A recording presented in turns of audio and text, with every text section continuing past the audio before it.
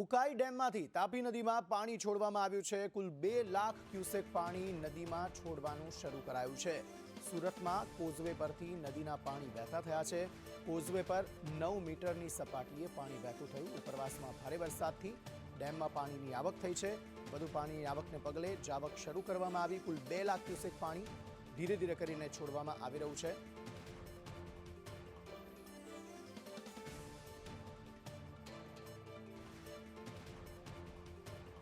દક્ષિણ ગુજરાતના ઉપરવાસમાં સતત વરસાદ વરસી રહ્યો છે અને દક્ષિણ ગુજરાતના કેચમેન્ટ એરિયામાં પાણીની ભરપૂર આવક થઈ રહી છે। ત્યારે ઉકાઈ ડેમની સપાટીમાં પણ સતત વધારો થઈ રહ્યો છે। ઉકાઈ ડેમની સપાટી 344 ફૂટ પહોંચી ગઈ છે, જેને ભયજનક સપાટી છે 345। આ ભયજનક સપાટીને જાળવી રાખવા માટે ઉકાઈ ડેમમાંથી તાપી નદીની અંદર પાણી છોડાઈ રહ્યું છે। જોઈ શકાય છે કે છેલ્લા 2 દિવસથી આ પ્રમાણે તાપી નદીની અંદર પાણી છોડવામાં આવી રહ્યું છે। તાપી નદી છે તે અત્યારે 2 કાંઠે વહી રહી છે અને તાપી નદીની ઉપર બનેલો કોઝવેની સપાટીમાં પણ સતત વધારો થઈ રહ્યો છે। કોઝવેની ભયજનક સપાટી છે તે 6 મીટરને આજુબાજુ છે, પરંતુ હવે અત્યારે તેની સપાટી વટાવીને 9 મીટર ચાલી રહી છે। એટલે કોઝવે પણ કેટલા દિવસથી બંધ કરવામાં આવ્યો છે। સતત ઉપરવાસમાં જે પ્રમાણે વરસાદ વરસી રહ્યો છે ત્યારે ડેમનું રૂલ લેવલ જાળવવા માટે ઉકાઈ ડેમમાંથી અત્યારે 2 લાખ ક્યુસેક પાણી છોડવામાં આવી રહ્યું છે। સાથે જ વાત કરીએ તો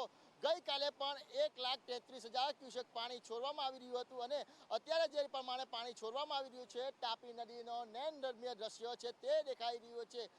જતો વરસાદ છે તે સુરત અને દક્ષિણ ગુજરાતને હેરાન પરેશાન કરી રહ્યો છે, ત્યારે આ વરસાદ છે તે ખેડૂત માટે આશીર્વાદ બની રહેશે એ પ્રમાણેનો જે વરસાદ વરસી રહ્યો છે। એટલે સુરત શહેરમાં જે પ્રમાણે અત્યારે કોઝવેનો નજારો જોવા મળી રહ્યો છે। સાથે જ વાત કરીએ તો ઉપરવાસમાંથી 2 લાખ ક્યુસેક પાણી છોડવામાં આવી રહ્યું છે, ત્યારે મહાનગરપાલિકા અને તંત્ર પણ છે તે એલર્ટ મોડ પર જોવા મળી રહ્યું છે।